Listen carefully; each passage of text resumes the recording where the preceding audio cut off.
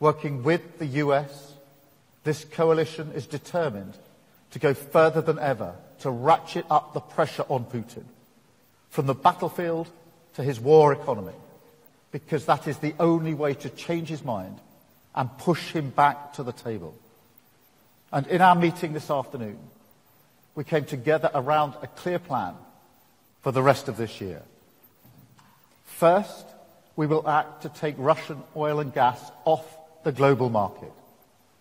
Last week, the UK became the first country to sanction all of Russia's oil majors.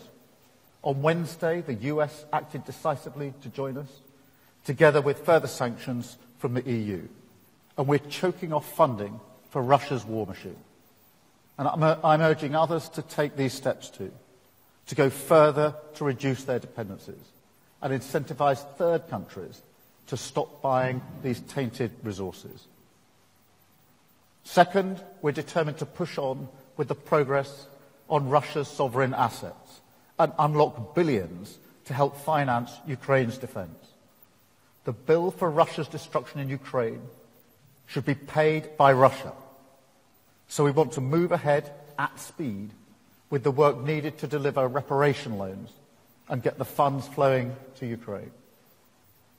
Third, we are strengthening Ukraine's air defense to protect its civilians and its energy infrastructure. I announced today that we're accelerating our UK programme to provide Ukraine with more than 5,000 lightweight multi-role missiles.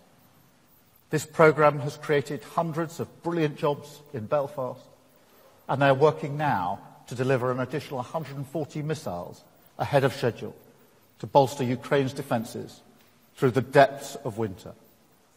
First, air defense, and today we spoke in detail with our partners about the systems. It's important that our partners focus on what's most practical and effective, and we gave all the details. Second, of course, it's important that everyone agrees the front needs substantial attention and the focus must be on it, and thank for all the steps of help.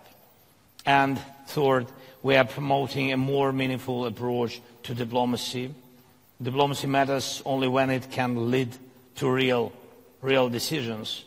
And when it comes to Russia, that dish has many ingredients.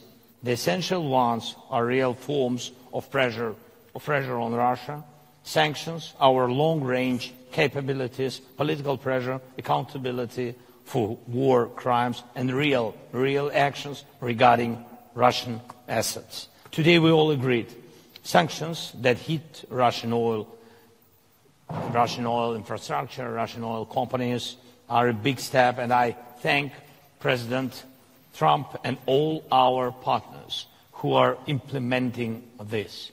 And we have to apply pressure not only to Rosneft and Lukoil, but to all Russian oil companies like Surgutneftegaz and others, and to the shadow fleet and its infrastructure, and to Russia's oil terminals.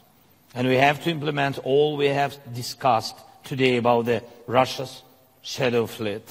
Besides, we are carrying out our own campaign of pressure with drones and missiles, specifically targeting the Russian oil sector.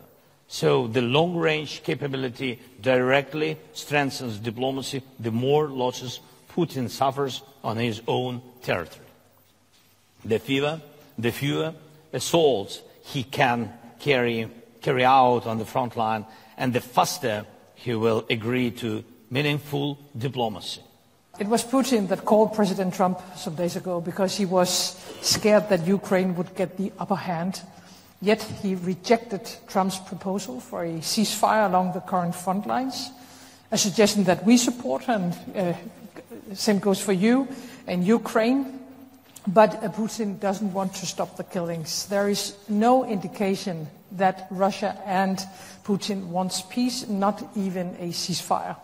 And Russia continues its hybrid war against NATO and the West.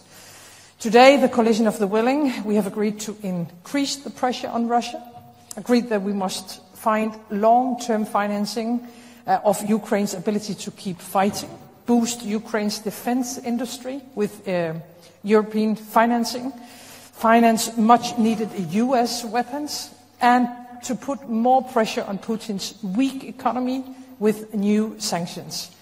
I think this week we have taken significant steps with EU's new sanctions package, targeting Russian energy sector, the shadow fleet, and much more. United States have now sanctioned, as we already have heard, Russia's two largest oil companies. And already last week, the UK, announced sanctions targeting those companies as well. I think Putin's strategy has been to wait for us to stop, at some point to give up. But of course this will never happen. So once again, we have today agreed to be united in our efforts, and our promise to you, dear Volodymyr, and to Ukraine and to all Europeans is that we are willing to continue, of course. We need to maximize support to Ukraine. And Ukrainian needs have to be leading in that.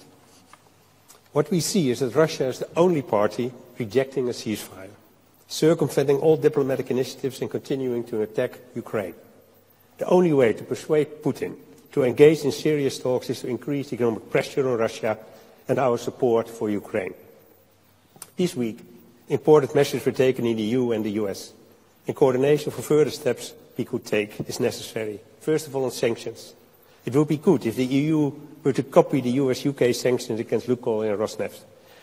We must also do more to dismantle the shadow fleet systems, and the Netherlands will take its part when it comes to the North Sea. This could hit Putin hard financially, as this undermines his revenues on global oil markets. Second is support. It's crucial that all countries contribute. Only then can we maintain a high level of support and keep Ukraine afloat militarily and economically. We must increase military support bilaterally as well as by ordering armed packages from the US, and a couple of the speakers already mentioned the Pearl package.